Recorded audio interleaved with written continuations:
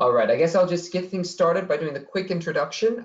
So welcome everybody to today's webinar. We appreciate that you've taken the time to join us today. My name is Ian Cochran and I am the Program Director for Financial Institutions at I4CE, a nonprofit research think tank based in Paris.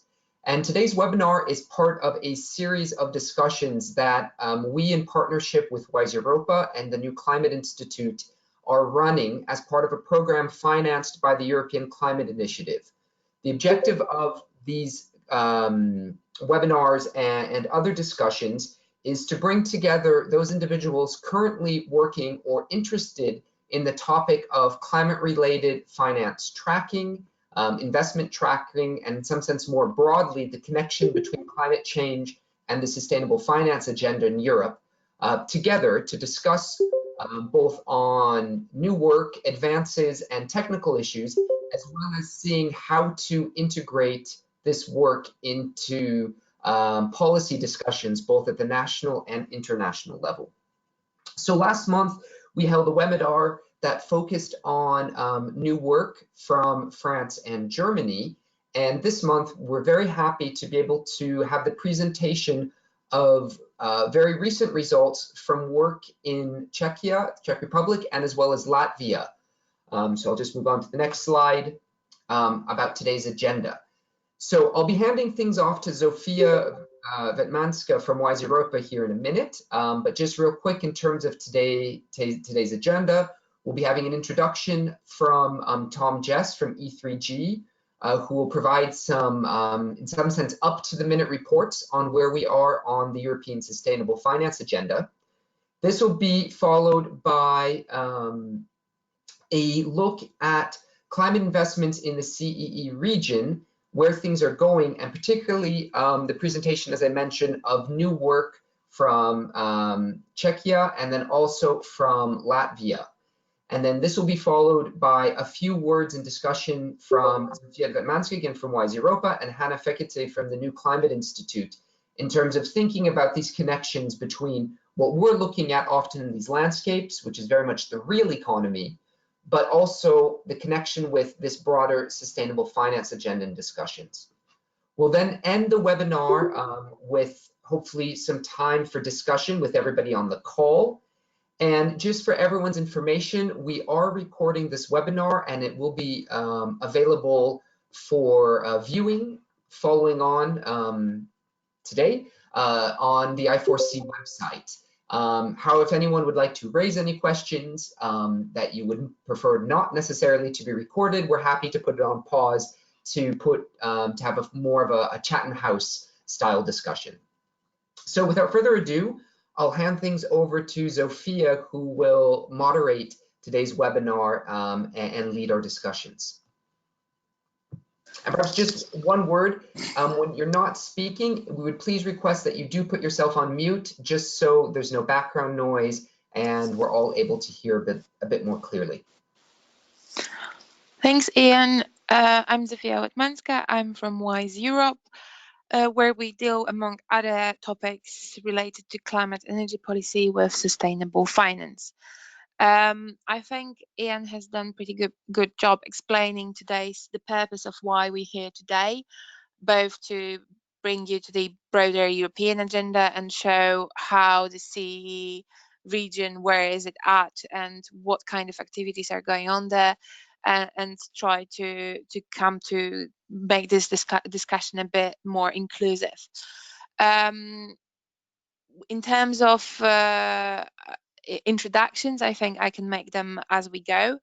And I think that it's high time that we give the floor to Tom Jess from E3G to talk about where we are at with the sustainable finance agenda.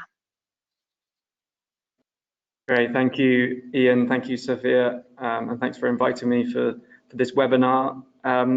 Yeah, so at E3G, I'm a policy advisor based in our Brussels office, following the sustainable finance discussions very, very closely. Ian mentioned a bit of fatigue, which is currently across the space and across the organisations working in this area. There's been a lot going on in the last weeks and days, and I'll give you a bit of a flavour for that. But at E3G, we're really trying to integrate or connect, make stronger connections between real economic outcomes and the policy discussion. So yeah, thanks for inviting me, and I'll go straight to the next slide. So yeah, I'll just today talk about, just for 10 minutes or so, where we are on the sustainable finance agenda and then what we can expect for 2020. I've dropped in a few linkages with the landscaping work that I know a lot of people on the call will be involved in, and I attended the workshop in Berlin earlier this year as well, so very aware of that, and we can have a bit of a discussion afterwards around how can we look at this from a CEE perspective. Next. So this is just the first slide on what is the state of play on the agenda since the action plan on sustainable finance. I'm assuming everyone on the call is aware of the publication in March 2018 by the European Commission for an action plan called Financing Sustainable Growth. It had 3 aims, which are on the left-hand side of this slide. The first one being around reorienting capital flows, the second around managing financial risks, and the third around fostering transparency and long-termism in the financial market. Since then, so since 2018, there's been a number of activities. So there's 10 actions in the action plan, including 3 legislative proposals which were put forward in May 2018. I'll highlight them on this timeline on the right-hand side. The one was investor duties, so around disclosure for investor duties. The second was on low carbon benchmarks, so how index providers have to incorporate sustainability requirements if they're coming up with a sustainability benchmark or sustainability indices. And then the EU taxonomy, which I'm sure you've all heard about, and that's been going up to the wire in the last couple of days, and I'll talk a bit more about that. The other pieces on this timeline include the establishment of a technical expert group. The timing of that was June 2018. That was to support the European Commission on the legislative proposals, in addition to other studies, for example, on green bond standards and disclosure of corporate disclosure. And then more recently, earlier, just towards I think it was September, during the UN SG summit, the European Commission established an international platform on sustainable finance, which their ambition is to take this agenda into global, focusing predominantly on taxonomies and labels. Next slide. Yeah, next slide. Okay, so the EU taxonomy, I'm going to dwell on this for a little bit because there's relevant links to the work going on in this network. Just for a bit of a recap, okay, so firstly, just to say the EU taxonomy has been agreed as of this week. It was signed off by member states this morning. We have an agreement, and it's very positive agreement. It's going to be quite instrumental going forwards. And yeah, we're very pleased, but you can probably hear a bit of fatigue in my voice on how much time this has been taking up over the last few weeks. Just a reminder on the key steps around the taxonomy. So firstly, the taxonomy is a framework to define or clarify what a sustainable investment is. The first step is to come up with the legislative regulation setting out the principles for the taxonomy, as well as establishing a platform on sustainable finance. That is important for this discussion. The second stage is the establishment of this technical expert group, who are going to provide advice to the European Commission on criteria for determining sustainability within the regulation. So that work will be ongoing until February. Then the Commission will integrate the first 2 stages of that into the regulation through delegated acts. I've lost the slides now, but I hope you can still see them. Yeah, okay, I'll carry on. And then the final stage of the process is for the establishment of the platform on sustainable finance, which will have two main tasks. Firstly, to update and maintain the taxonomy going forward is the main task, but the second task is as a observatory function. So on my next slide, when you'll see when it comes up, the platform will The slides back up. My apologies. My computer did something odd. Are they back up? No, Ian, they're not. I think I can put them up but I think you have to change. How about now? Is it back? It is visible, but you have to change the slide. Okay, so I go to this slide. No, we can't see it. Sorry. It seems to be frozen on your starting screen. And Okay, I turn it off and now I turn it back on. Hopefully it'll work. My apologies, everyone.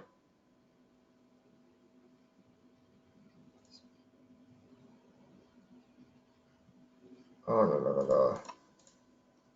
Of course, at the last webinar of the year, the computer goes crazy. Excuse me. Now it's making me doing, all right, so if I click share. You are up. Does that work?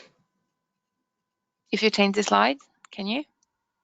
EU Sustainable Finance Observatory Advisory?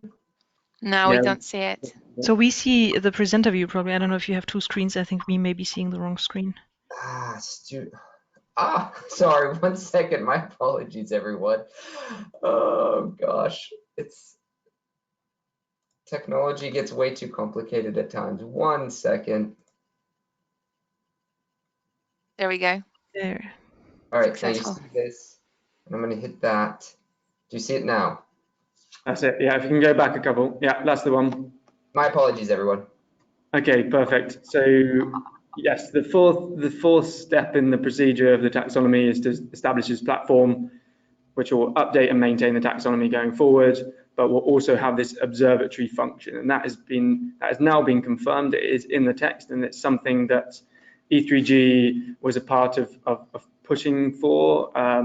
So just to give a bit of a flavour on what the platform sustainable finance is, because I know there's a lot of different platforms. This is different to the international one. The name is probably likely to change, but it is basically a body which will be composed by representatives of the European Environment Agency, the European Investment Bank, and the European Supervisory Authorities, plus private stakeholders, civil society, and academia, in order to do the following tasks. And this is text taken directly from the final text of the taxonomy. So the first one, which is very relevant to your work, is around monitoring and reporting regularly to the Commission on EU and member state level trends regarding capital flows towards sustainable investment. The second piece is around advising the Commission on the possible need to develop further measures to improve data availability and quality regarding both capital flows, but also reporting by member states and institutions on the taxonomy framework. And then the last one is advising the European Commission on the evaluation and development of sustainable finance policies, and also including policy coherence issues. So that's the advisory function. So using the monitoring of capital flows to then advise the Commission on how they should develop further policies.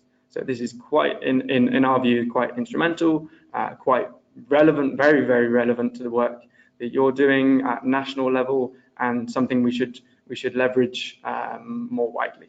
So this is confirmed as of today. This will be the timeline for this. The platform will be established next year, most likely around Q3, and then from that point, so I imagine 2021 will probably start doing more monitoring of capital flows. But this is something that's in the pipeline and will be coming online. Next slide, please.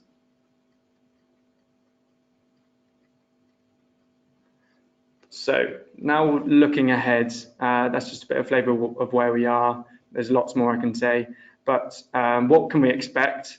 This is a slide just to provide a bit of the political context where the various EU institutions are at the moment. So the European Commission, the new European Commission, we have a priority of the European Green Deal. We have the Vice President Dombrovskis, the ex-Latvian Prime Minister, back at the helm of finance again. So he's kick-started the Sustainable Finance Agenda at an EU level back in 2016. So he's likely to continue. The European Parliament, just for a bit of an idea, there's no longer a two-group majority. This means that there's more role for either the Greens or Renew Europe to have a bit more say on what the final policy outcomes. That could be quite important when we're thinking about finance. Then in terms of generally the groups in the Parliament all tried to declare what a climate emergency was, so they're all taking climate very seriously. Then we have the European Supervisory Authority, so those who oversee national regulators. They are starting to consider climate already. They have been doing since the last year. The European Council, so the collection of member states, have agreed a target for 2050. There is a bit of a divide between the member states, which probably be good to discuss later in this call around the difference between East and West, and nuclear and gas has been a big issue from the sustainable finance discussion. On the European Investment Bank side, you've probably all seen the decision a few months ago or a month ago to end fossil fuel financing from the bank by 2021, and for the EIB to form a EU climate bank. And then lastly, the European Central Bank has Christine Lagarde at the helm, who has been talking very positively around climate. So all of these, there's a lot of pieces in here which show that the EU institutions are not going to drop the sustainable finance agenda anytime soon. It's going to be a priority going forward. Next slide, please. So the key part of this, this is just the timeline we pulled together. It could be a bit bigger, but it's fine. The key part of this is the European Green Deal, which I alluded to already. This timeline just for 2020, there's some policies taken out of the European Green Deal and put onto this. I've just selected the ones that are mostly relevant to the sustainable finance agenda. So I'll highlight a few. Firstly, we have in Q1, there will be a Sustainable Europe Investment Plan. That will include both financing and policy proposals to mobilize investment to sustainable projects. We have the proposal for a just transition mechanism, which has been in the discussion as well, relevant to the European Council last week. We have a new proposal for initiatives to screen and benchmark green budgeting practices. So this is at a national level. The Commission will work with member states to come up with an initiative to screen budgeting. So that's relevant to this work. Then also in Q1, there will be the start of a procedure to develop a new EU green financing strategy. So this is seen as the Action Plan 2.0. There will be a consultation in Q1 and a non-paper published by the Commission. This is around what mostly private finance initiatives will be developed in the coming years. So the actual green financing strategy will be published in June or Q3, I think it is actually Q3. Also in Q1, we have the climate law, which will come into fruition. That could likely have some initiative around finance and around aligning financial flows with the 2050 target. That would be very helpful. Then there's a number of real economy strategies, industrial strategy, SME, circular economy.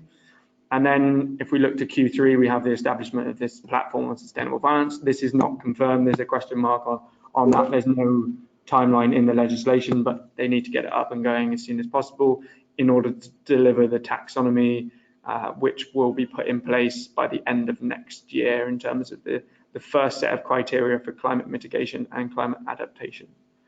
I'll end there. I'm sure there's lots of questions, and there's lots of there's been a lot going on this agenda, and as you can see from this slide, there's going to be a lot more next year. So I'll stop there. We definitely have time for 2 or 3 questions, so if anyone wants to unmute themselves and ask, please go ahead. Hello, this is Hadrian from I4C from Paris. I have a question for you, Tom, about the green budgeting initiatives. Do you know what the EU is preparing to do? What kind of information they're interested in at the moment?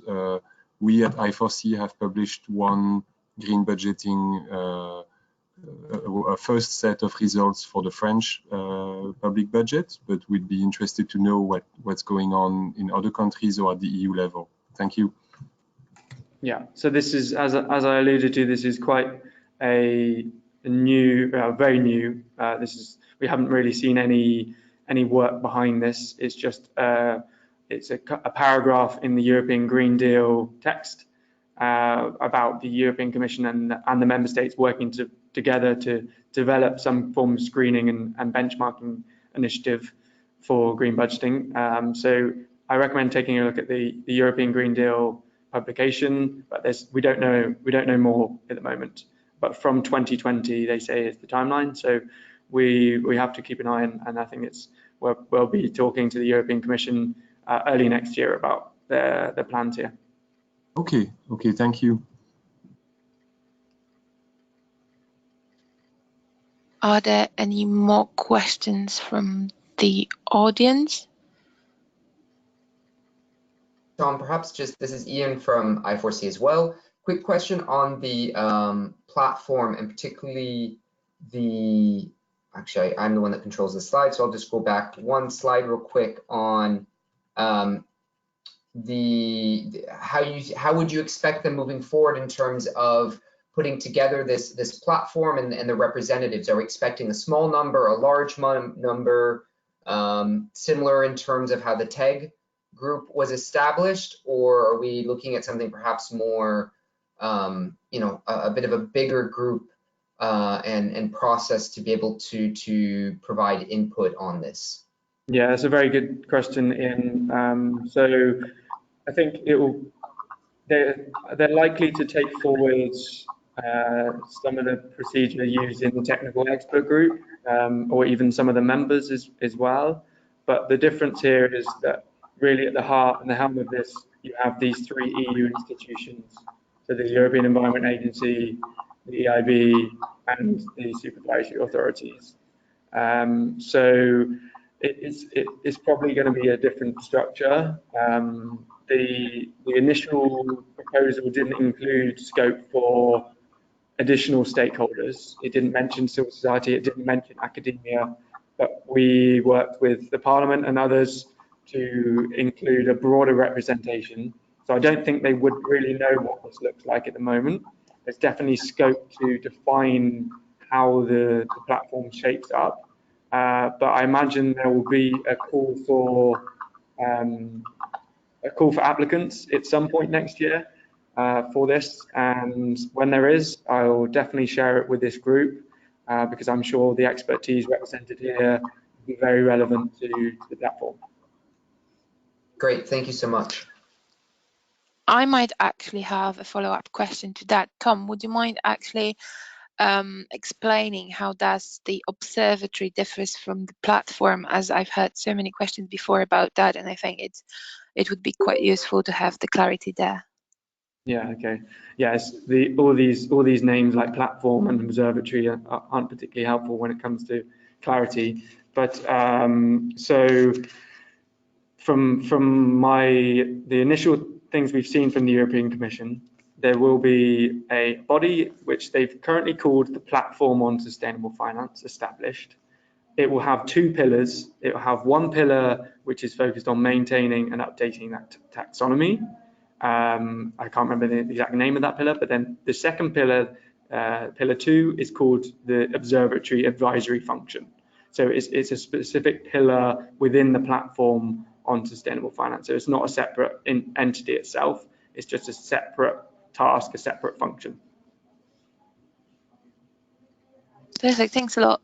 I didn't see any more questions either on chat or in person, so I think we can move on to the next part, which is the presentation of the landscape from Czechia by Michaela Valentova from the Czech Technical University.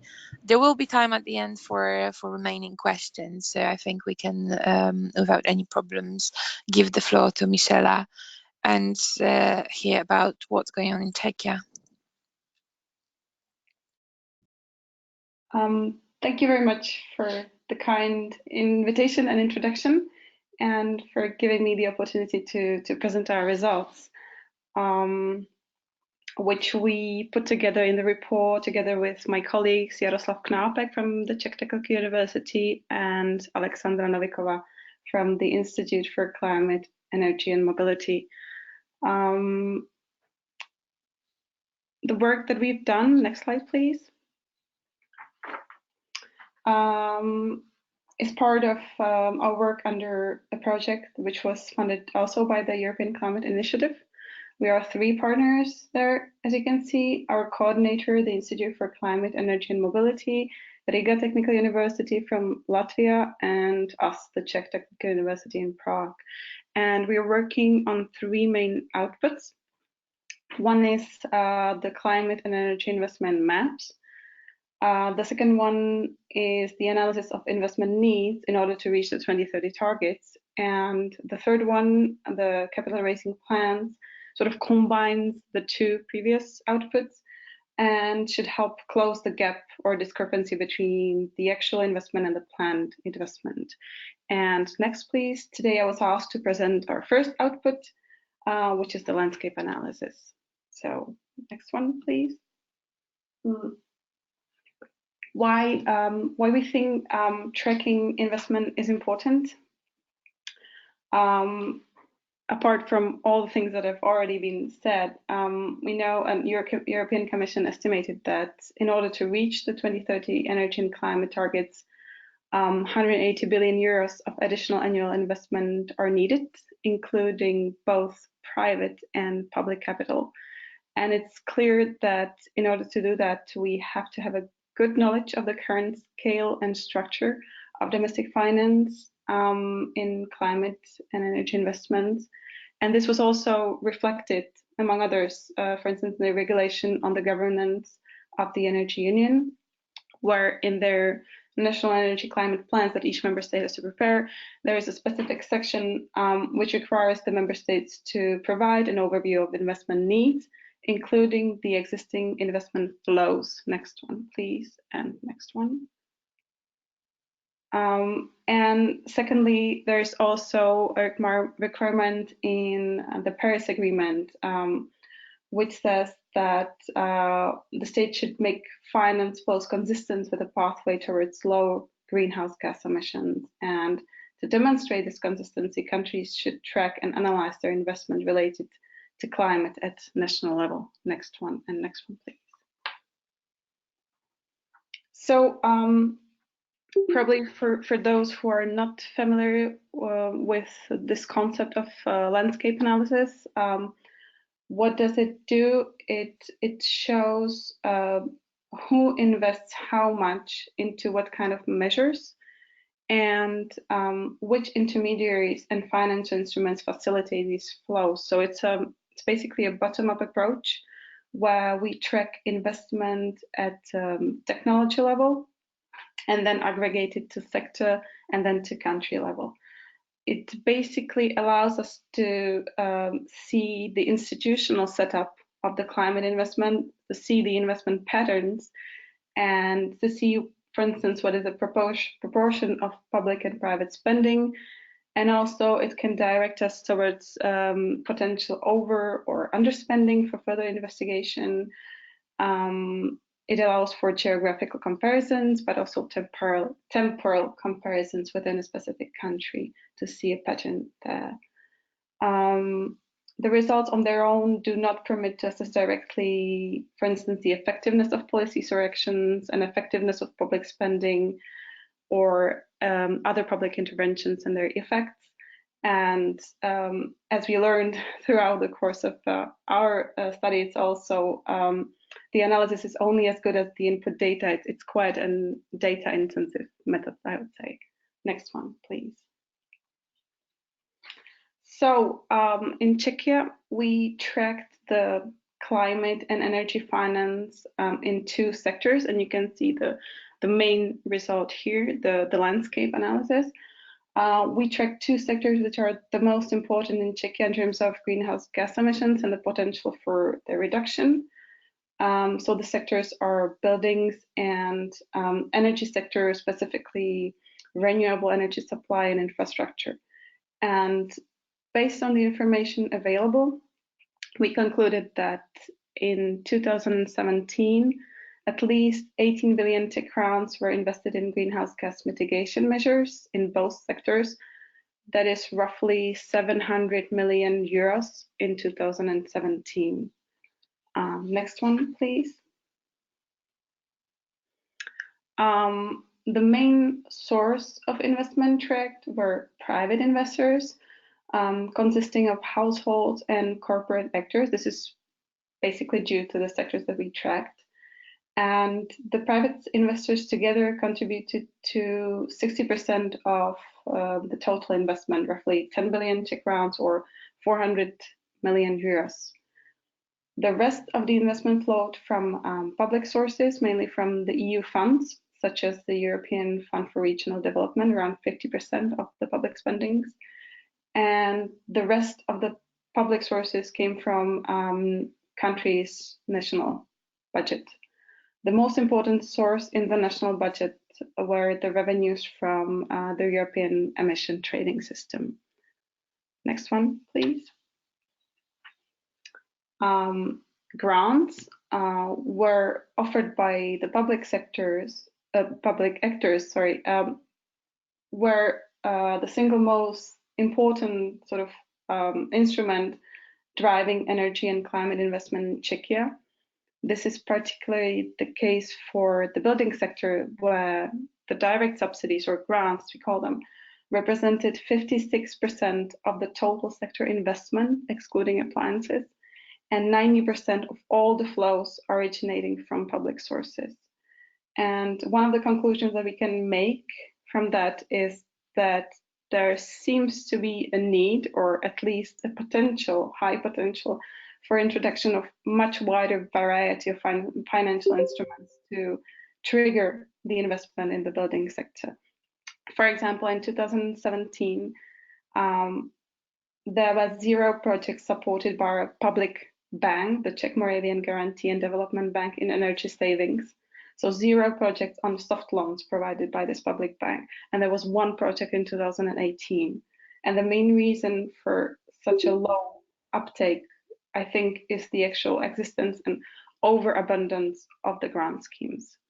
Next one, please. Of the total volume, around 15 billion Czech crowns or 600 million euros were invested in the decarbonization in the building sector, including thermal efficiency of new and existing building integrated renewable energy, and energy efficient appliances. And roughly 2.5 billion Czech crowns or less than 100 million euros were invested in renewable electricity generation, transmission and distribution, and heat production. So basically in the energy transformation sector. If we look at the division by measures, the largest share of the investment volume flowed into energy efficiency, around 11 billion Czech crowns or 400 million euros, which is roughly 60% of the total tracked investment. The rest, or almost the rest, 5 billion Czech crowns, 200 million euros, were invested in renewable energy installation. But as I mentioned already earlier, about half of it were renewable energy sources in buildings, so built in in buildings. So another conclusion that we can make is that the current policy does not seem to trigger sufficient investment levels in renewable energy. The investment we tracked in 2017 was significantly lower than the investment levels until 2013, when it was the year when the system of support, of renewable energy support, actually changed significantly for various reasons, and we can observe a very limited development since then. Next one, please. So some of the lessons that we learned throughout carrying out the analysis. First of all, I think we have relatively good overview of the public finances, even though not always in the format we would need. And in some programs, there seems to be climate-related investment, but the programs themselves do not tag it that way, so it was more challenging to track it. However, we have lacked significantly the data about the private sector investment, and especially the private investment which is not linked to any public intervention, such as grants or other financial instruments. And this may be actually a very important part of the story because, for instance, the Ministry of Industry and Trade estimated that in energy efficiency, only 10 to 40% of all the investment that is going on is implemented with some sort of help of a public program or public intervention. Second, this is for also, we had troubles even with tracking investment channel, for instance, through the European Investment Bank, which I was personally quite surprised because there is at least part of the finances devoted to energy efficiency and renewable energy sources, but they do not seem to be reported in the level of detail we would need in order to, so that we would be able to track them and use them in our landscape. Also, we found out that we may need to give more thought to the approaches to calculating incremental costs of climate investment, especially in the building sector, where in the present study, and given the nature of the investment, we were very close to incrementality, I would say. But once we have data from the private sources, I think we have to be very careful not to over or underestimate the investment. And lastly, we are now thinking of how to introduce regularity and systematic assessment in practice in combination with the analysis of investment needs, which is the second, obviously, second side of the coin. Next one, please. This is one of my last slides. The key messages from our experience from Czechia, the private sector is the main contributor to climate and energy investment in our case. And I think the results of other landscapes prove the point as well. But in the same time, our diagram shows the importance of public financial incentives to mobilize private investment with possibly sort of different levels of or degree and depending on the instrument. There is definitely a room for wider plethora of instruments to trigger climate energy investment. And I think a very important message is the major share of the climate and energy investment remains untracked, especially in buildings due to unavailability of data. And in order to provide a comprehensive and unbiased assessment, I think we need establishing climate finance definitions and methodology, which is on the way, obviously, at least on the EU level, and especially introduce, I think, systematic tracking of not only public, but especially private investment. So next one, please. This is all from me. And just if you were interested in reading the report, here's the link where you can download it. So thank you very much. Thank you, Michela. I think your key messages were quite in line with what we are discussing, as in it was really interesting to see that the definitions are the problem, and this is very timely. I think we can have a bit more discussion after the presentation of Agris Kamenders from Riga Technical University of the Latvian landscape. The floor is yours. Hello. Thank you very much. Thank you for this introduction and thank you for this opportunity to present as well our results. So yes, my name is Agris Kamenders from Riga Technical University. Next slide, please. Yes, so you were already saw this slide. We are one of the project partners and following the same structure which was already presented. So next slide, please. Yes, so the main questions as well for us was basically to understand how much investment goes in the energy efficiency in buildings and renewables. As well, we were investigating two main sectors as well, very important for Latvia, so buildings and renewables. We were trying to understand who was the biggest investors, what kind of instruments, financial instruments were used, what kind of technologies actually were supported, and as well, of course, and then we can conclude on data availability and the methodology. So these were the main questions. So next slide, please. Just a very short introduction before we go actually to the map itself, just to shortly about the Latvia and the main sectors and our reason behind why we actually start with the buildings and renewables. So if we look on the final energy consumption, we see that there is three main sectors. It's households, transport, and industry.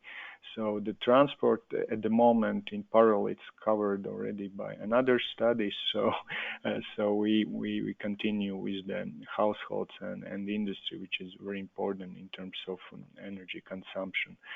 If we look on the type of sources, at the moment we are around 37 to 39% of renewables in total energy mix, and our target to 2020 is 40%. However, next slide, please. However, if we're talking about the targets, energy and climate targets for 2030, that if we just look on the, if you're looking on renewable targets, it's 50%. It's mean 10% increase. If we compare with the 2020 target, and on energy efficiency, it's you could say it's 20% energy reduction if you compare with the existing energy consumption. So quite ambitious targets, and especially for energy efficiency. So next slide, please. Taking into account these targets and these needs, so we were looking on buildings and energy sectors, and please just if you could click, I think there should be some, so if you're looking on the total investments, it's mostly investments which are linked with EU support programs and national support programs, as those programs are easily to track and data are available. Mostly the biggest share of investments or the biggest source is actually EU funds. And in form of grants, which at least in 2018 mostly end up in public buildings, and therefore as well it creates the situation that the private investment share is in total it's 30%, but it's mainly due to fact that there is a lot of investments in public buildings where the grant component is very big. There is quite low requirements for the co-financing, and we can see that if you look on total investments as well, it creates this one big difference already, I could say, from Czechia and as well from Germany, that basically the EU funds and national budget is the main source of investments. The total investments are 231 million euros. You can click just 2 clicks, I think, and you will see. 231 million euros. mostly in form of grants, which as well creates some actually problems in the sectors due to the problems with the working force and problems to implement actually projects in very short time frame. And as well, there is a question on how grants are used in different years. So that in 2018 could be different from year before and year after. So it's as well internal discussion what we had with our stakeholders that it's good snapshot of investments, but of course it would be needed that it's repeated each year, that we can really see how it's changing. Beside the grants, which is the most often used instrument, there is some interesting instruments which is not really relying on the EU support or grants. There is ESCO projects as well, and some corporate financing. At the moment, the rate is quite low, and of course I would like that there is more such kind of projects. Mostly as well only in private sector, their financing, or it's residential buildings or companies. So at the moment there is no examples where private investments would be attract for the public projects. So this is as well one of the suggestions for the next period. The biggest challenges were as well data availability, especially from the private sector. Of course, during our analysis, there was quite good data available from the public programs, and we could see and as well calculate very precisely co-financing rates as this information is available. As well, there is quite good data available from the municipalities and cities, which are as well investing themselves and mainly taking loans in Treasury, and Treasury is providing this information. However, there is no data on private investments, and it was hard to estimate as well amount of investments from commercial banks or financial institutions.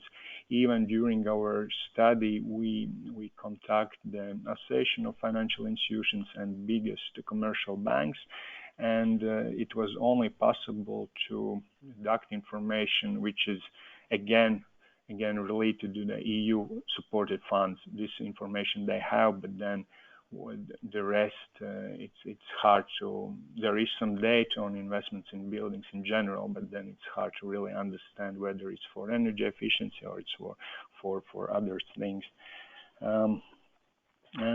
Yes, so again, EU funds plays very big role and drives as well other investments. Even it's creating some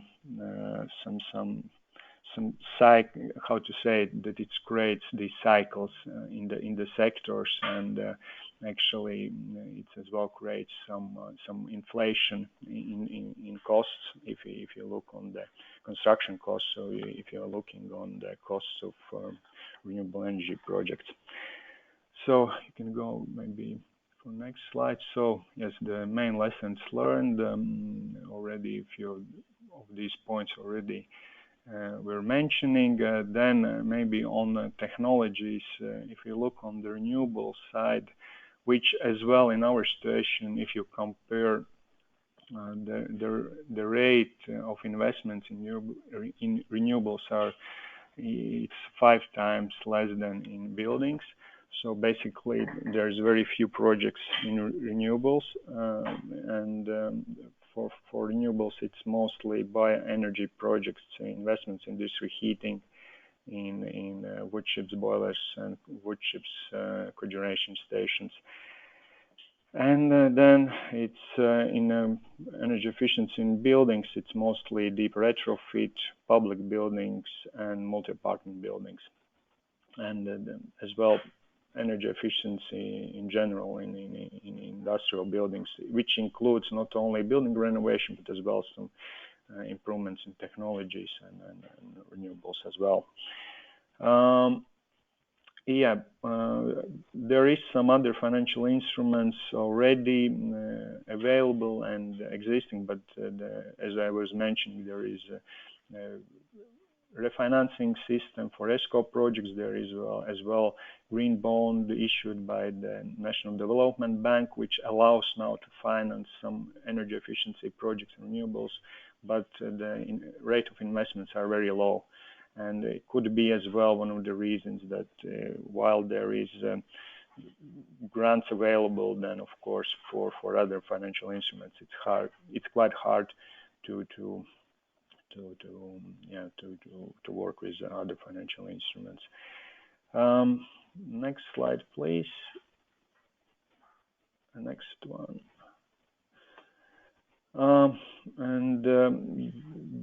Beside EU funds as well, loans from Treasury was very important in Latvia, as it's from one side allowed to co-finance the projects related to EU funding, and as well a lot of mainly municipal utility companies, district heating companies, were using Treasury to implement the projects or energy efficiency or fuel switch projects.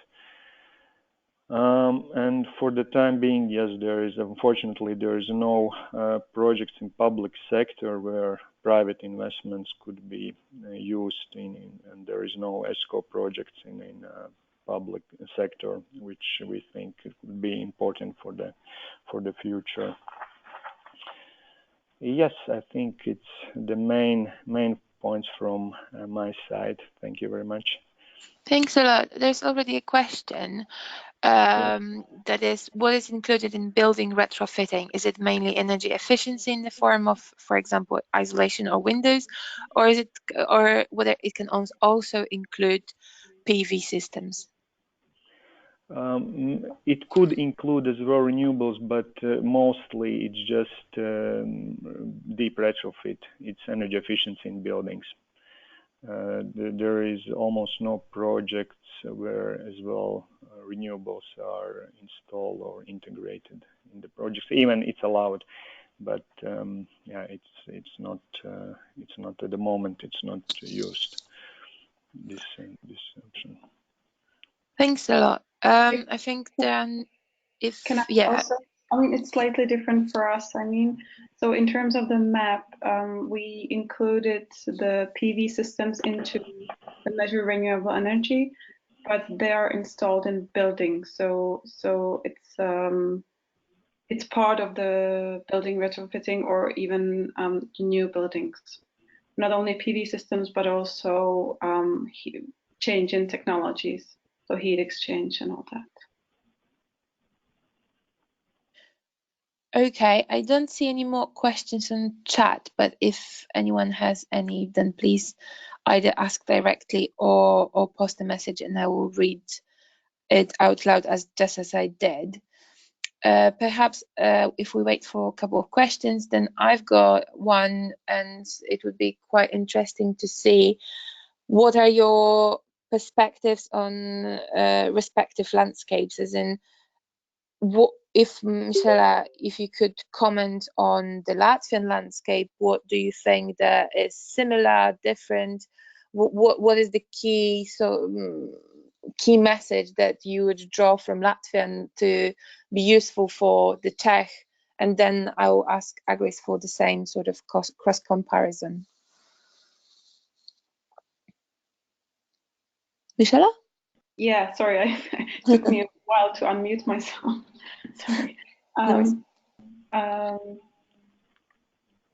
Looking at the landscape, the Latvian landscape, and hearing Agris' presentation, I think there are more similarities than differences. And I think the first one that comes to my mind is the heavy reliance on EU structural funds and heavy reliance on grant schemes as opposed to other financial instruments. There I see a very sort of thing that we have really in common. And the second one, and I think this is maybe common to the other landscapes as well, even though probably not so much, is the lack of data in the private sector, where I tried to do, or starting to do a landscape on industry, and I've seen that in Germany or France there are regular statistical survey on that in industry on what is the climate investment. While we don't have that in Ticana, I'm pretty sure there's not, probably a similar case in Latvia as well. So that's sort of my take home idea. The data availability is probably a big pain in any dimension of the climate finance, but I think that is true. That's the similar thing we've noticed, that it all depends to the quality of maintaining data in databases in different sectors that actually translates into better quality outputs. And Agris, from your perspective, when you were listening to the Czech landscape. Yes, first of all, I agree as well that yes, there is a lot of similarities. Of course, the differences beside the amount of investments is that in Czechia, I see anyhow that there is quite a big amount of investments coming from private sector. In our case, it's quite low, 30%, which is very low. And of course, there is some reasons which I was trying to explain. One of the reasons that at least the investments which we track, it's mostly going in public buildings, and of course, therefore, as the co-financing, there is as well from the municipalities and cities or government, and of course, it's public spending. And yeah, this is one big maybe difference. Otherwise, there is more similar things and questions. So I would only agree that yes, data is important, and it's a question always and for us as well. It was actually, but it's not that it's. If you compare Latvia and Czechia, but it was just a question that whether the investments in 2018 it's similar to investments in 2017. That already there could be some differences because of so big importance of grants, which are dispersed in different year differently. So this is. This is as well one of the questions. I think to sort of lead on that questions, I would ask either Ian or Hadrian. I'm not sure if who would be interested in answering it. But what would be the difference between the CEE region landscapes that you've just seen and the ones that you prepared for France? Maybe I can say a few words about this. This is Hadrian speaking. I would say the heavy reliance on EU funds that we've seen both in Czechia and in Latvia is definitely something specific to these countries compared to what we've seen in France, where the reliance on EU funds is overall much smaller, but also the form under which the instrument under which these funds come into the landscape is different, because we tend to rely more on the EIB loans and soft loans programs rather than the structural funds that have a much smaller role in France. I would say to make some more comparison, it would be interesting to know the weight of climate investment compared to total investment in Czechia and in Latvia to see if we find the same ratios that we've observed in France and Germany, where we found that about 1.5% of the total GDP could be traced back to climate investment in France and Germany. Whether it's the same scale in Czechia and Latvia, or if the amounts are smaller or bigger compared to the total economy, that would be an interesting figure to compare. The other thing we've seen and taking into account the sectors that were compared in both studies is the quite small amounts of investments in renewable energy in Latvia and in Czechia compared to the relative importance of renewable energy in France and Germany. So this perhaps is less about the availability of credit or the availability of funding, but more the structure of the power market and the different form of support schemes that are put into place in these countries as well.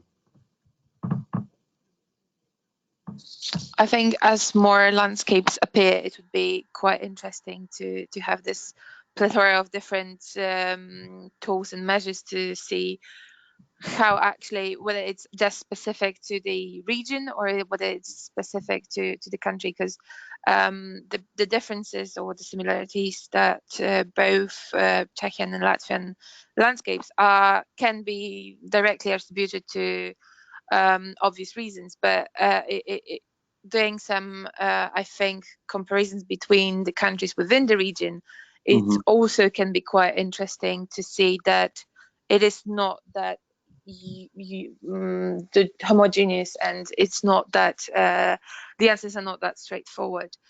Are there any more questions? Because we are slightly behind time. I think this is going to be. If I could jump in just with a quick question for the two landscapes. I noticed that in terms of how we structure our results, the approach you've taken is a little bit different from what we've done in France in terms of you don't necessarily present within the Sankey flow diagram who is actually doing those investments, opposed to where the flows are coming from. I don't know if you could characterize a little bit in Czechia and Latvia. Are we seeing most investment being done by local governments? Are the project developers, the project proponents, households, companies? I don't know who you see actually actively engaging in these investments, or is it heavily dependent on this, or is it utilities, etc. Just to get an idea of who is actually developing these projects, and whether you sense that there is a fairly good access to finance across the different type of the project developers. Okay, I will start, Agris, as you can see our landscape. So if you look on the sectors or recipients, then if you talk about the renewable energy, then the most important investors or developers, not investors, like intermediaries or not intermediaries, the clients who are actually running the projects are utility companies, district heating companies, and as well electricity utility companies. In residential buildings, it's building associations. In public buildings, it's cities and municipalities, and in commercial sector, it's companies itself. So those are those who are applying and for the funding and actually developing the project. There is as well, as I was mentioning, there is some ESCO project. There is some other projects where projects actually are run by the other entities, but mostly it's the final beneficiaries themselves as well are organizing, which is in some way it's sometimes problem as well. In terms of financing and availability of financing, it depends from the sectors and from the type of project. If there would be no grants, for example, for the residential and residential buildings and public buildings, then I would say there is no really financing available for long-term, for very long-term investments. As in the buildings, we are talking about really, 30 years loans, and there would be problem. Of course, if there is grants, and even in this session there is the grant components quite big. So then of course there you can find there is no problems to co-finance such projects. In renewables, it's again the situation is different, as it's there is not as much investments as there is policy change in supporting renewables in general. At the moment, it's still a big debate on renewables, and previously it was heavily supported. Maybe some technologies over subsidized, or there was too much support given, and now it's again opposite. There is nothing going on basically, and even if you're looking that for 2030 we should increase renewable share by 10%, it's quite challenging, because at the moment it's not enough investments for sure. And in commercial sector, it's a bigger challenge with the investments, as actually energy efficiency as such for the private investors or commercial banks, it's not as interesting. They're mostly anyhow looking on the company itself, on how the credit rate, or how the about the company and about the business sector. And so they're not really treating energy efficiency projects separately as project which could generate the cash flow, because basically, yes, the energy savings are generated, but it's not energy production where you sell something and you generate the cash flow. Yes, you generate savings, but it's not really that you generate some cash flow. So, and therefore there is some problems in supporting especially in industry and commercial sector on energy efficiency. So it depends from sector to sector. Great, thank you so much. Michela, would you? Yeah. I think for us, if you're asking about the sort of sources of investment, it was mostly households in the building sector, and they are also the initiators of the project. So basically, the households as private owners, so they apply for the grant schemes, and that's it. I mean, sometimes it's flat owners associations or some other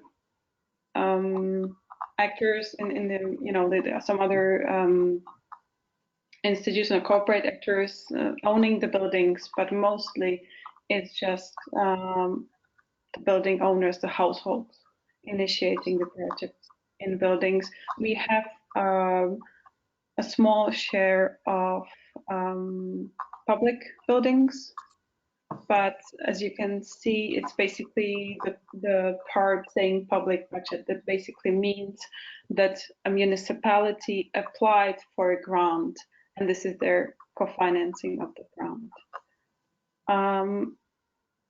This is also the case for the renewables in the buildings. So we have a very little initiative from the energy companies, the energy distributors or suppliers. This sort of service is very little developed in Czechia. We do have quite well developed ESCO market, energy service companies, but they're mostly focused on public buildings, and they're sort of separate entities. As for the initiators, I also said that only about 10 to 40% of all the energy efficiency investment is connected to or initiated by some public intervention or public program. In households, for instance, it's the lower range of the number, so 10 to 15% is initiated through any sort of public intervention. The rest, it's basically the households doing the energy efficiency measures on their own. And we have sort of no idea what's going on in that area. They probably go to a commercial bank for a loan, or either they do it from their own savings, the energy efficiency measures. But as Agris also said, the commercial banks then treat it as just a regular commercial loan without any further sort of tagging of the loan. Yeah. Thanks, Michelle. I think in the interest of time, I'm gonna stop questions here, and we can move on to presentations of Hannah Fechter from New Climate Institute, as it quite well links with the issues you've touched upon, as in how to actually define what is climate investment. And I can give floor to Hannah, and then we can continue with the questions afterwards. Thank you very much. My name is Hannah Fechter. I work at the New Climate Institute. I'm based in Cologne. We've looked at this question of what to call Paris aligned, and we have another project where we mostly work with multilateral development banks on how to define that. And those inputs I'm showing right now are from that project, but hopefully with a perspective on how they could be used for climate finance landscapes as well. So as we've seen, nuclear power has been heavily debated under the EU taxonomy. Natural gas is always a bit of a tricky thing. It's regarded by some as a transition technology, but at the same time it still has some emissions. So we've been thinking about how to deal with these two technologies in quite some depth. And for natural gas, maybe starting with that one, we do find that there, of course, it has a. You can go back to the first slide. So sorry. This tree will confuse people first. Thanks. So it has a lower carbon intensity, of course, than other options. So it's sometimes regarded, if you make a fuel switch from coal to gas, either as an efficiency option or as an actual improvement, and some would still count that as climate finance. But if you look at long-term decarbonization plans, for example, in the electricity sector, you'll see that actually, according to the IPCC, by 2050, gas electricity plants would only be possible to a very limited extent, and if they are equipped with carbon capture and storage. So that already poses quite strong limitations on us if we think about investing in gas infrastructure now. There's also studies looking at existing gas infrastructure, and particularly in Europe, they found that what we already have is already largely sufficient for what is needed in a transition to a low carbon future. So that includes particularly large investments in grid and so on, but could also apply to the power sector. So basically, gas would be limited technically in mitigation scenarios, and we've also seen that it actually has become quite expensive in comparison to energy efficiency or renewables combined with storage options, which often provide already today the economically more attractive solution in many cases. So what we found is that gas is only aligned in exceptional circumstances, and I'll get to that in a minute to find out what these exceptional circumstances could be. As for nuclear, it is a low carbon technology, so it's also represented in many modeling exercises that provide scenarios for long-term decarbonization.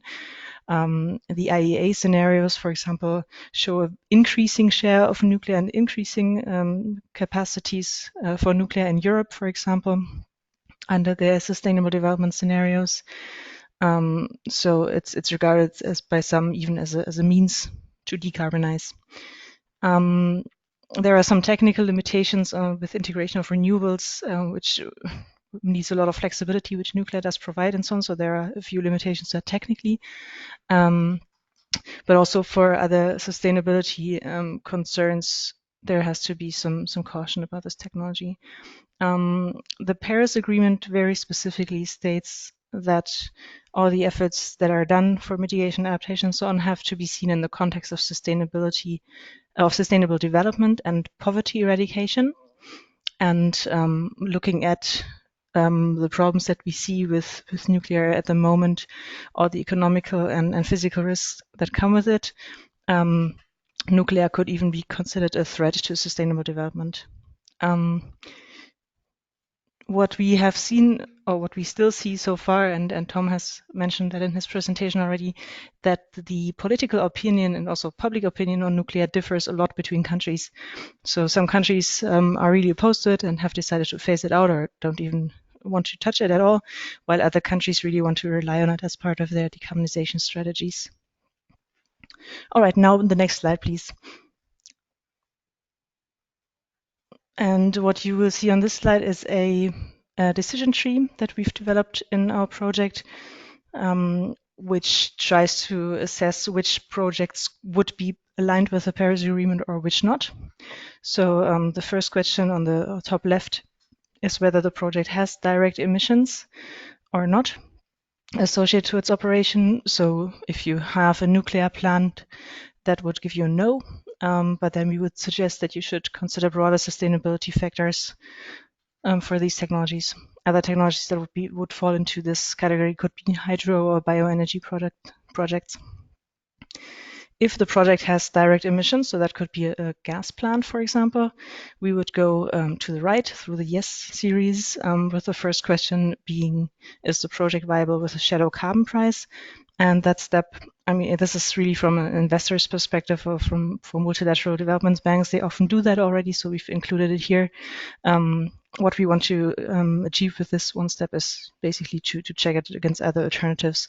If you compare it to renewable energy, for example, including a shadow carbon price, is it still viable?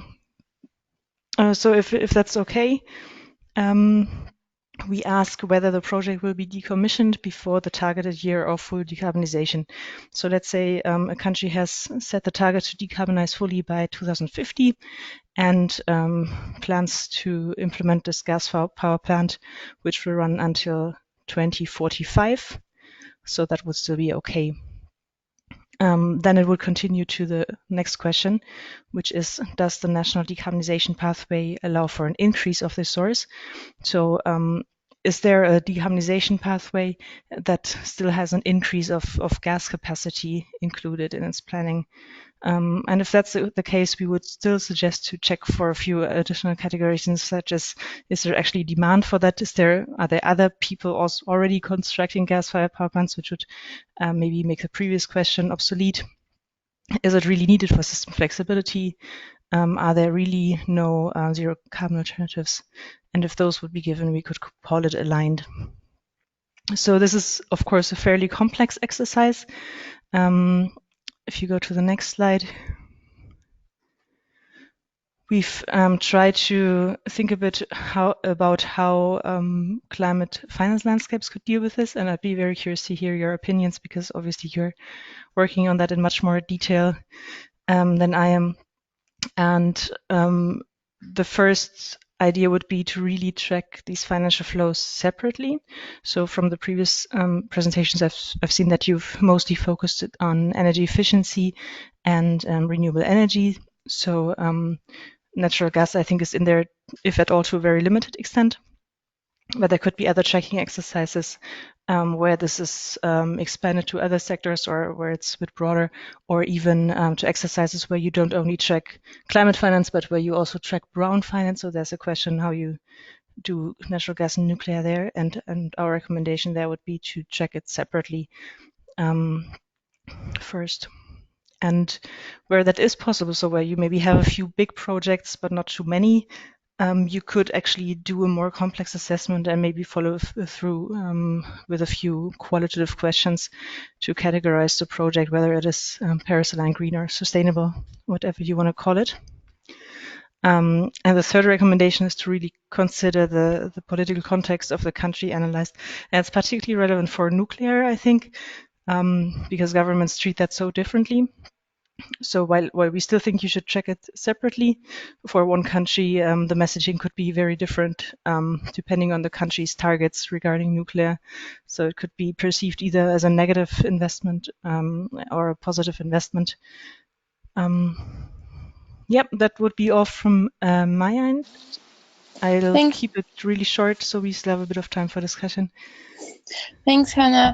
I think it touches upon the questions of how to define and how to actually deal with it in methodologies, because as we've seen in France, the nuclear energy is actually within the green finance and within the landscape. And then there would be a question probably from other countries, such as, let's say, Germany, if to include it in the landscape or not. I think, Ian, if you can put another slide, there are some questions there. And there we go. So it would be quite interesting to hear if we've got a couple of different landscape authors on the call, on the webinar, to hear if your studies have actually looked at the taxonomy and tried to address it in some extent, or is it too early, or is it at this stage where too many unknowns? It was not that relevant. What are your perspectives?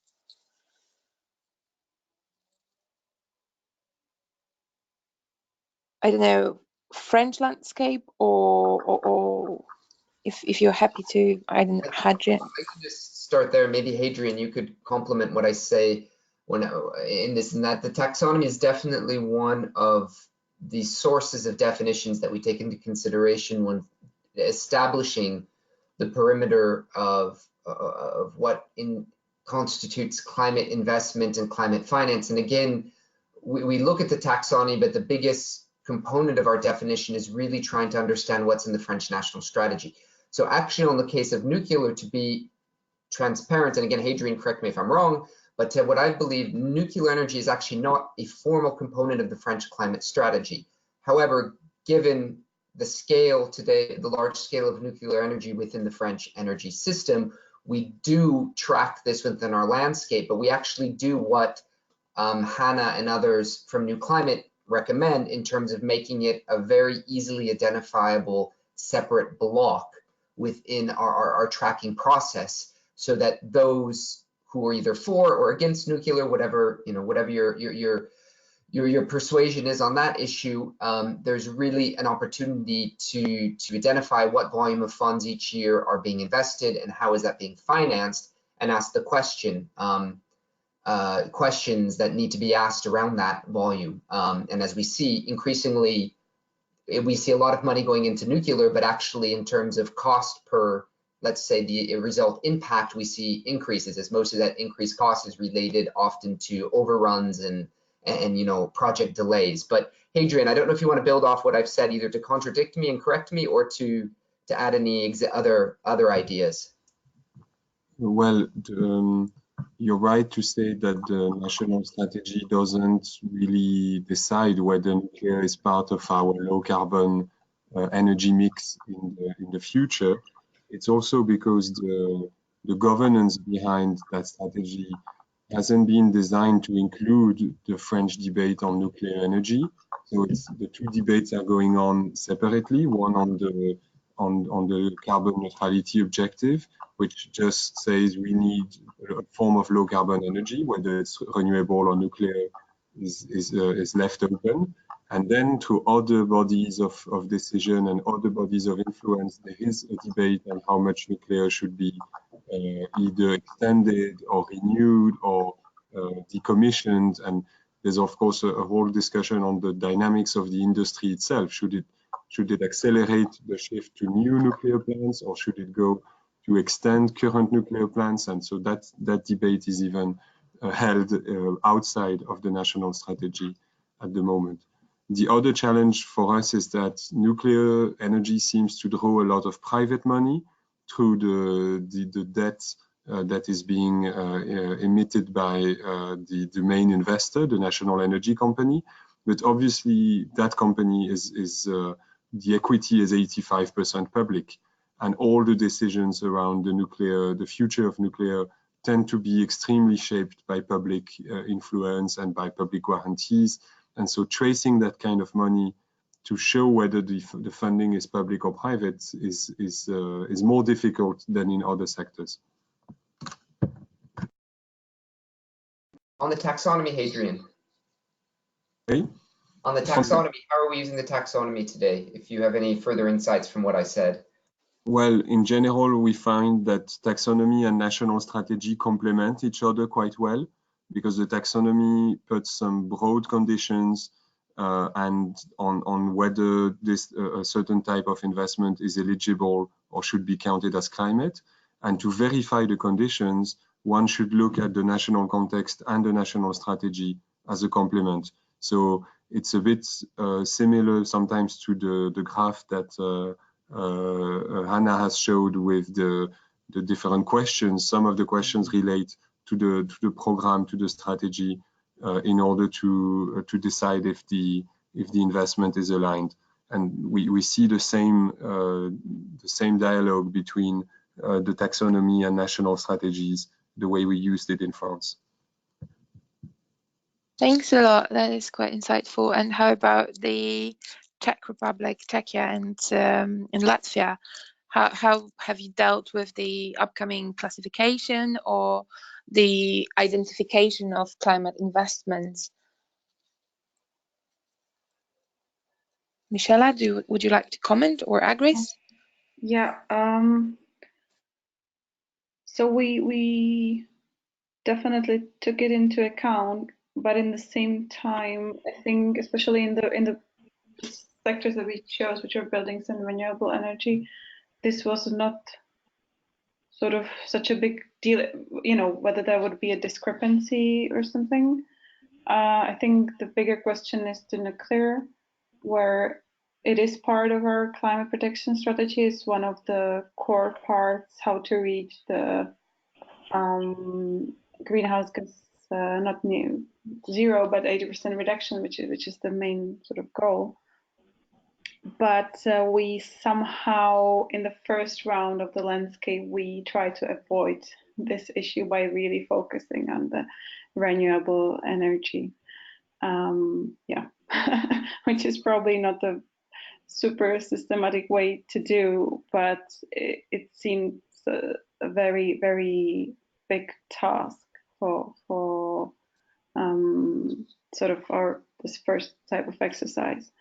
And also, I mean, to be on the safe side, I don't think there were any investments like new, you know, there is a huge discussion about building new blocks of the nuclear, but there are still sort of discussions. So in a way, we didn't have to deal with it for the 2017, but we definitely need to somehow tackle this, including the gas, for instance, in the next rounds.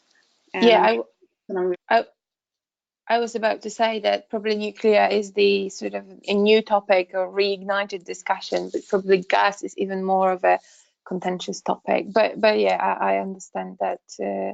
But by selecting, sort of narrowing down the focus, you sort of have had it a bit easier to avoid the problem of how to actually name and identify climate investments.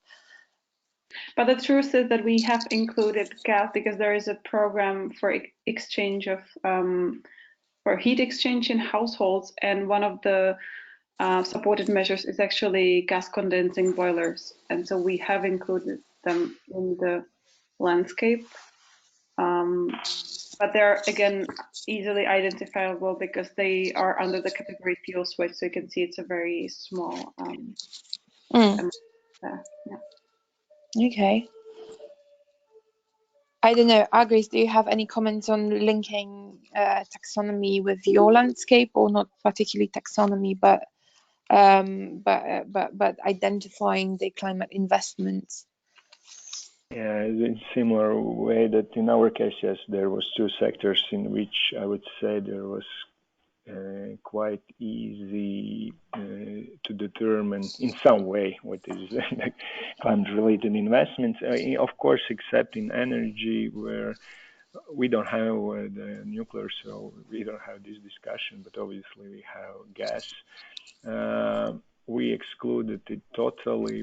We don't consider this as climate-related investments. Of course, in broader discussion, gas is considered as like yes, technology or bridge technology, but yeah, in Latvia context, it's of course very hot topic, and mostly we excluded it totally because it's the energy security questions, and so in our case it's excluded. Okay, thanks a lot for your answers. I just realized that there's a question also on the chat. I maybe make a comment. This is Yeah, sure. Alexandra Novikova, so the German landscape co-author. So for our project that covers Germany, the Czech Republic, and Latvia, when we started designing the methodology, overall taxonomy was not yet available. The taxonomy was published at the end of June, and we have started tracking. We have developed the methodology, and we started tracking kind of in 2018 and begin 2019, and the work was going on already, so that the taxonomy didn't help so much. However, we did. How do you look? I understand that it didn't help, but how do you perceive the challenge of integrating, or sort of the future challenges that you might come across? All right.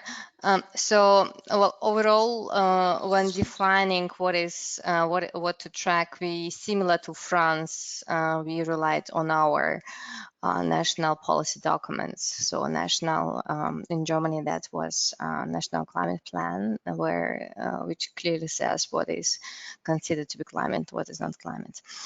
So basically, like looking at the taxonomy to say that it was a great help, I think that like it's a good catalog, so that's kind of a good start.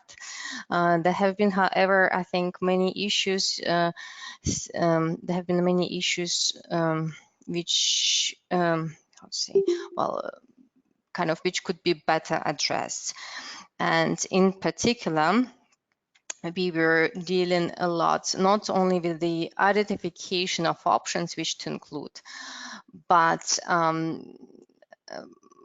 also how to include them. And this issue, how to include them, impacts very much the numbers. In particular, if you would look at taxonomy, like at the transportation sector, like how they define it, how they suggest to track it, like it's a section on infrastructure for low carbon transport. So the infrastructure is, for instance, defined, but it's not defined which share of investment into it should be tracked. And this is the big question, because obviously not the whole amount shall be tracked. Like, for instance, for construction of road and motorways, if you will really budget there the whole amount, it would be insane. Therefore, we have to take a share, but which share? And this was a very big discussion for us, how to define this particular amount which would be budgeted there. Similar for the building sector, we spent a lot of time thinking what would be the share of investment which could be considered as those contributing to energy transition, because if you would consider all related costs to kind of retrofits and nearly zero energy building construction, that is like these are billions, and only a small share is actually incremental. And the taxonomy kind of, it does provide a very vague answer to this question. For instance, for renovation, if renovation achieves energy savings of at least 30% in comparison to baseline performance, like it could be tracked, but this doesn't still provide enough information as compared to those cases which we are meeting on the ground when we are preparing such a landscape. Furthermore, looking at the numbers or the investment needs at EU level or investment needs and countries level, and looking at the methodology, how this investment need was calculated, it's not in line with the taxonomy that is here. So the way how these incremental additional costs, incremental additional investments are defined there, where we have to invest. I don't remember the exact number. I think it was kind of 190 billion per over a particular period of time, or whatsoever. It doesn't matter. But the methodology behind calculating these numbers doesn't fit to what is in the taxonomy. That's the question. So we are just counting different numbers. So we are counting the number which is not possible to compare to the amount which we aim to. And therefore, I think that the taxonomy should be further improved, and there should be really even more constructive discussion, because what we may end up is that we count much more as climate investment, and therefore, given the commitment of many countries to invest into climate and energy transition action, this will open kind of, you know, the speculation what is climate, and like it will be like green investment washing, and this is not what we want. So a lot of investment will be counted as green, but they are not green as such, and kind of this is not actually what we want. So this will get us to the wrong point. Thanks, Alexandra. That is, I think, fair to say that this is just the beginning of the whole talks about the taxonomy. As Tom mentioned, the thresholds and the final definitions will be established by the platform. So it's going to be an interesting year to observe what's actually going to make the cut and what's not. So a whole lot of events ahead of us.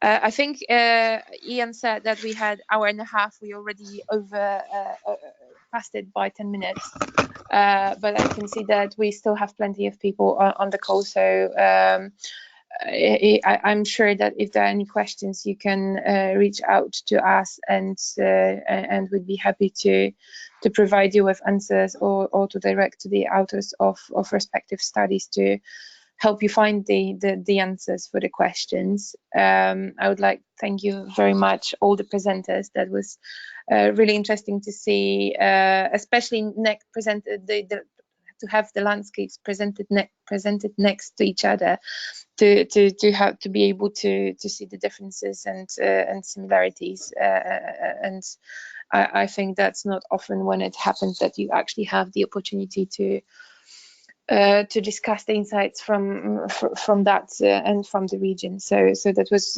very kind of you to agree to take time off today and present it. Thanks, Ian, for organizing the call and handling the logistics there. And I think that would be it for now. However, we would be definitely having more calls to come, and we'll be distributing announcements early 2020, if I'm correct. Ian, correct me if I'm wrong. Yes, so I also would like to join Zofia in thanking everyone for participating in today's call. And as you see on this last slide, we are seeking any ideas for what subjects you would like to see, whether it's your own work that's in progress or reaching later stages, or any specific topics stemming from the discussions we started in Berlin, and then we've continued through these 2 webinars. So please feel free to email us. I think we have the final slide with contact details, and both the recording of this webinar and hopefully the slides that were presented should be available early January on at least the website, I4C's website, and we'll make sure. And the project websites as well. Website as well, exactly. So I guess a big round of applause and thanks to all our presenters, and we wish you a good end of the year and a happy holiday season. Happy holiday season to everyone. That's true. Thank you. Thank you. Good night. Yeah. Great, thank you. Bye-bye.